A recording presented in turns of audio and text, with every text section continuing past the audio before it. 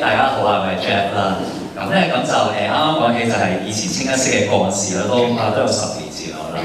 咁我好開心啊，可以繼續同大家分享一啲關於精神健康嘅嘢啦。咁我今日就講下一啲關於情緒同埋可以點樣試下安撫自己同埋安撫他人嘅小技巧咁樣啦。咁如果在座咧，我相信都好多嘅朋友可能都有心得啦。咁隨時都歡迎可以一齊交流嘅。先講下咩係情緒啦。好多例子嘅，我哋試下講1-2個例子嚟聽下先。我講先，咁之後到你哋咯喎。開心啦，唔簡單唔講嘅。咁仲有啲咩例子咧？嬲。係啦，嬲啦。然之後可能我哋譬如我出嚟講嘢之前咧，會有少少嘅緊張啦咁樣。咁呢一啲都係好常見嘅情緒，亦都係我哋人一定會有嘅。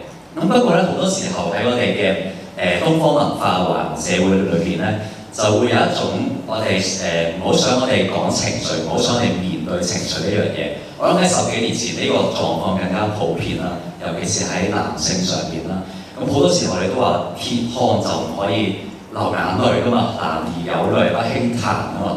咁但係咧，我哋其實呢個狀況咧就唔係好理想嘅。咁因為咧，我哋情緒咧就好似一個水泡咁，唔係攞嚟攬住嘅。我哋個比喻咧就係個水泡咧，譬如我哋嘗試將個水泡撳落去海裏面咧，個水泡會點樣嘅？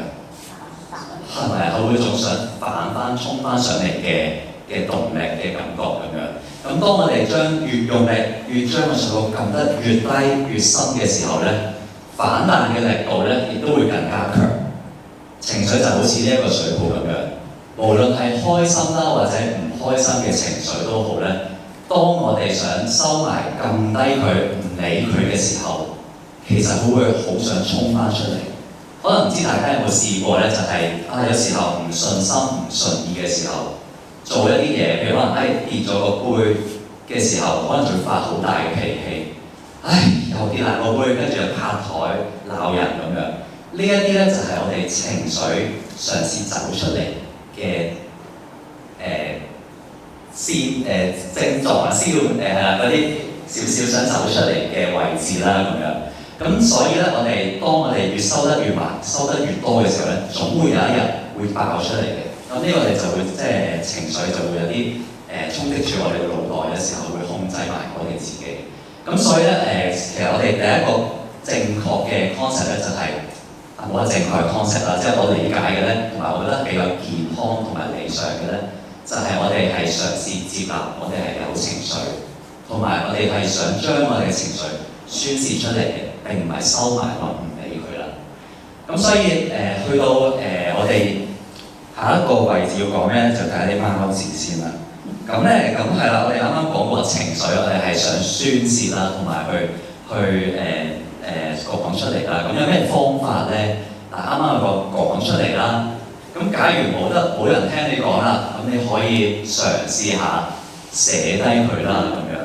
咁好多年前啦，我都有啲唔開心嘅時候咧，即係想追女仔喺中學咁樣，好唔開心，好唔開心，又唔想講俾同學知道，又唔想俾其他同學知道，佢追緊女仔，但係追唔到喎。咁樣我就寫出嚟，然之後咧就抌咗張紙佢。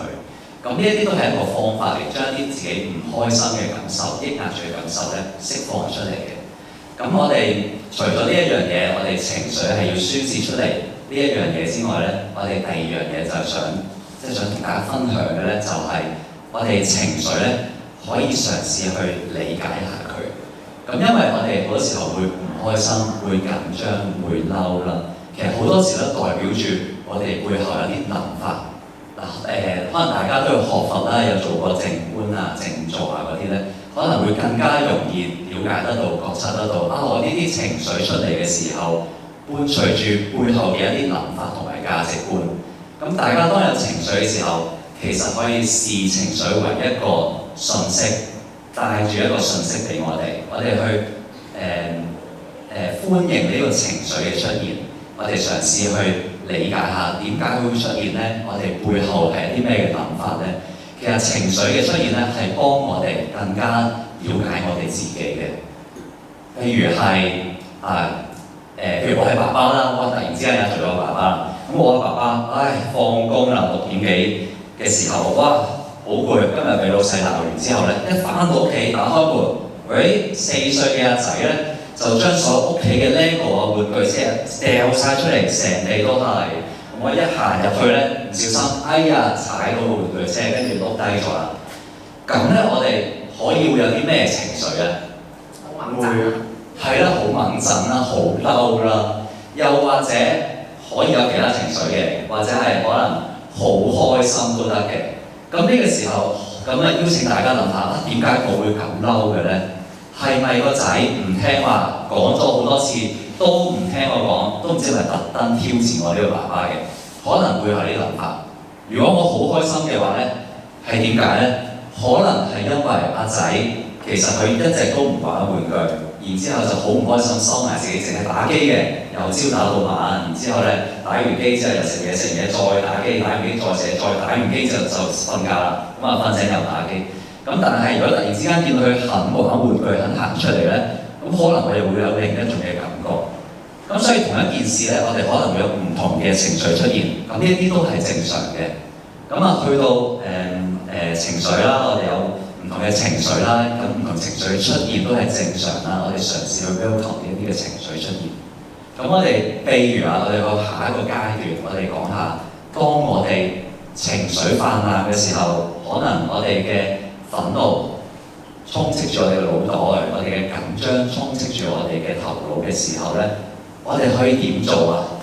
我相信咁多位一定會有自己嘅經歷同埋心得啦。咁我就喺度分享少少啦。咁你哋都可以隨時分享嘅。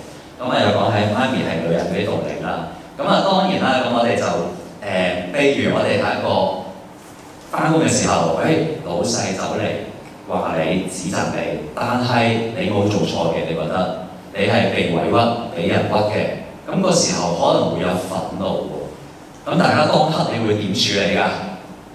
你哋會可以有啲咩處理嘅方法咧？起身行開飲杯水。係啦，起身行開飲杯水啦，好正確啦！呢個方法做得好好啦。即係譬如我哋會離開令你憤怒或者令你好有情緒嘅現場啦，一啲 trigger 你嘅原因啦。咁又或者我哋可以嘗試下深呼吸嘅，即係譬如你想行開，老細就嗌住你做乜走開咁樣？咁啊走唔到啦，係咪先？咁我可以嘗試下深呼吸嘅。咁啊又可以拋下書包啦，借啲嘢。咁深呼吸咧，大家可能都會有做啦，坊間嘅方法亦都好多。咁但係咧，我哋其實一啲要點咧，就主要係3個要點嘅啫。咁咧，我哋，謝。咁咧，我哋個要點咧，可以係第一個就係要有節奏，有個 pattern 喺度嘅。第二個咧，就係我哋盡量拉長我哋嘅呼氣。咁然之後，第3個要點咧，我哋有停頓嘅。咁我哋試下咯。咁啊，呢個叫做8字呼吸啦，打橫嘅8字。咁當我哋好嬲、好鬼嬲嘅時候咧，我哋要嘗試中斷我哋嘅好嬲，因為當我哋好嬲嘅時候咧，越嬲咧就越諗，越諗咧就越嬲。個仔係咪特登挑戰我嘅咧？真係好鬼嬲！琴日先話完佢嘅啫喎，今日又唔記得，都唔知係咪特登嘅，越諗咪越嬲啊嘛。咁所以我哋要揾一個位置去中斷呢一個嘅循環。咁我哋可以嘗試下深呼吸係點樣做咧？咁我哋咧就首先要吸氣啦。咁當我哋吸氣嘅時候，我哋嘅心裏面咧就諗住呢一個8字。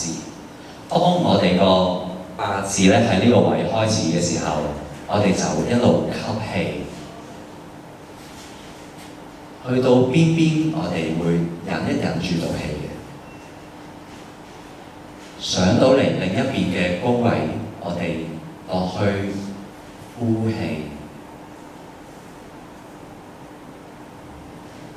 去到呢個位置咧，我哋忍住，然之後吸氣。咁我哋做嘅時候，我哋會慢慢去做。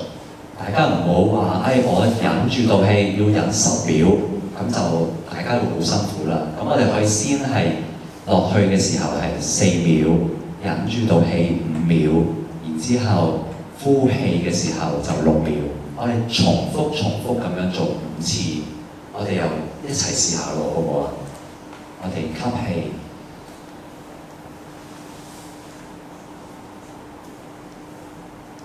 忍住，呼氣，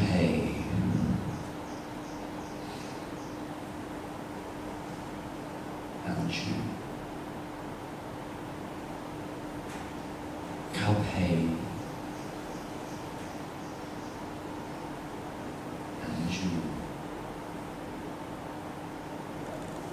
呼氣，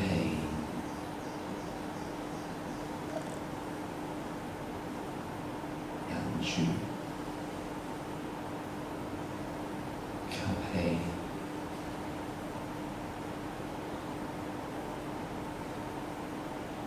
忍住，呼氣。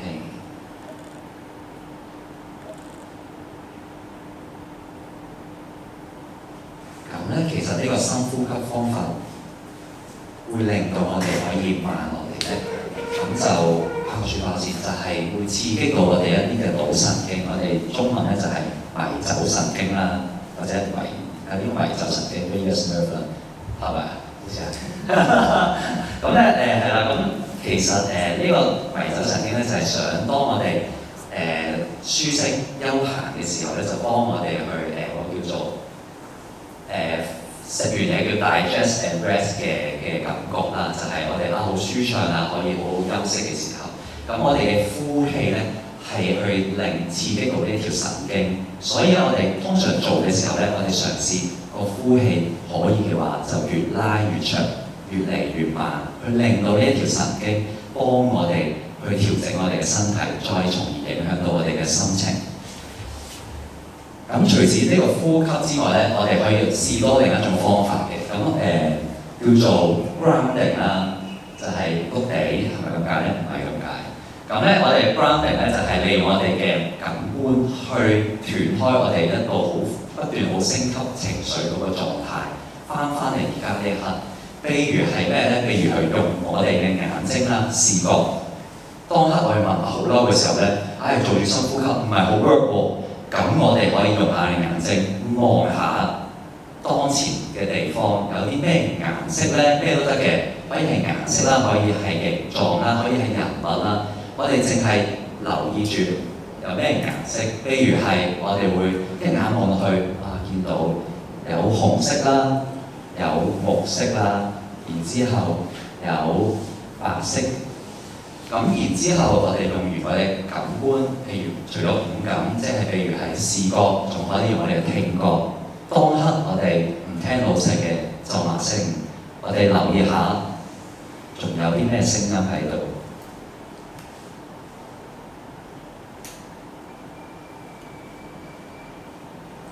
聽到聲音，我哋仲可以用第三樣嘢，我哋嘅觸覺。當刻老細鬧緊我。感受下我手部有啲咩嘅質地先，鞋地嘅，滑嘅。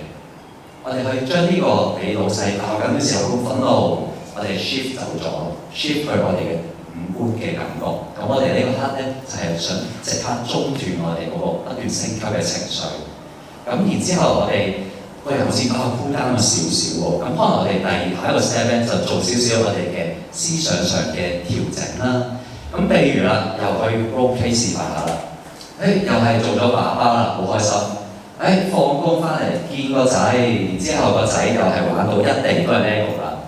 咁當刻我係好嬲㗎。咁明明已經同佢講咗要執好啲 Lego 玩具㗎啦，點解仲係咁嘅咧？係咪唔聽我講，特登挑戰我嘅咧？大家可能見到我嬲啦，見到我諗法係啲咩？入邊嘅諗法，譬如係仔係咪特登挑戰我啦？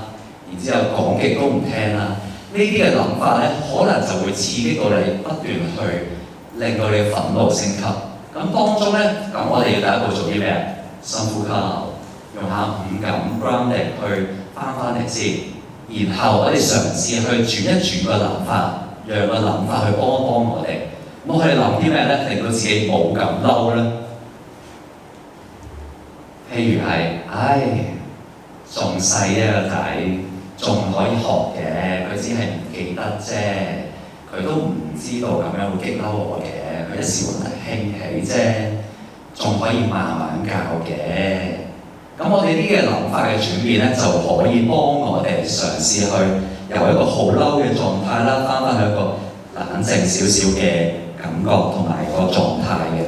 咁當然啦，都會仲有好多嘅方法啦。咁我哋今日就暫時時間，我哋係講一講住呢啲先啦。咁大家可能本身咁但係即係咁多年嚟經歷咗咁多嘅困難啊，大家都有自己一套嘅，咁都歡迎隨時分享或者係互相喺同朋友之間嘅講下點樣分享啦，咁樣點樣做啦。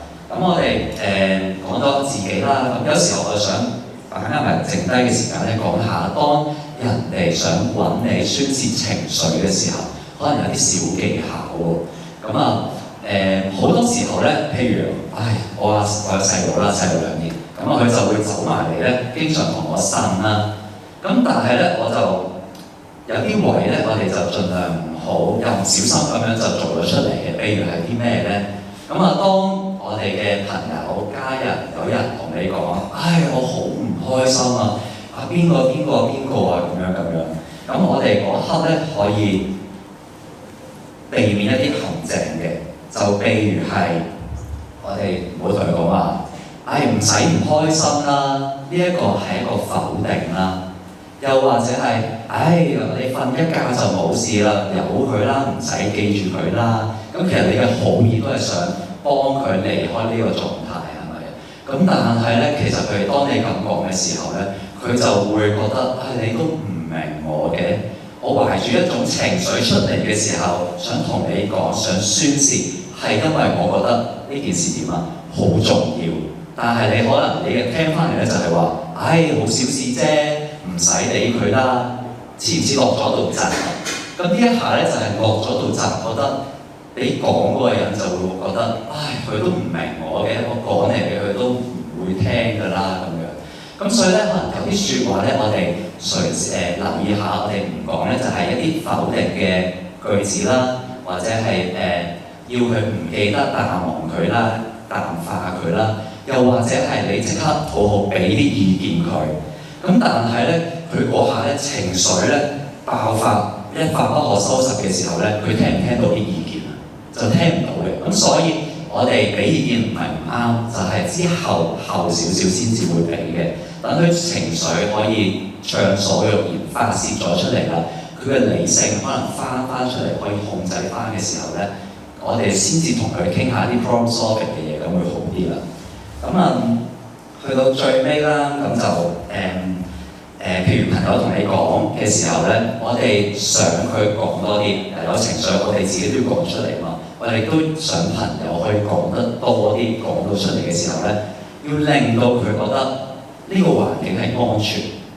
即係譬如，好嘈呢個街市嚟嘅咁樣，佢會有啲擔心佢講俾你聽嘅，就係擔心可能其他人聽到啦，我想有啲嘅私隱啦，又或者佢擔心咗啲咩咧？可能會擔心你會講出嚟啦。個重點咧就係我哋嘗試先處理咗個心情，再處理事情。好多時候你嘅發嬲，你要做一啲嘢，但係要先處理自己嘅心情。你要湊小朋友，你要捉佢嚟教仔。咁但係第一步咧就係要處理咗自己心情，先至去教仔咯。如果唔係咧，就會變相就係情緒主導咗㗎啦。咁又或者係朋友同你傾嘅時候，你要 ready 自己心情 ，ready 埋，令到朋友嘅心情得到疏解，先至再去到後邊嘅事情咁樣咯。咁所以就今日咧就短嘅分享啦，亦都暫時係咁多先啦。祝大家新年安康係啦，多謝。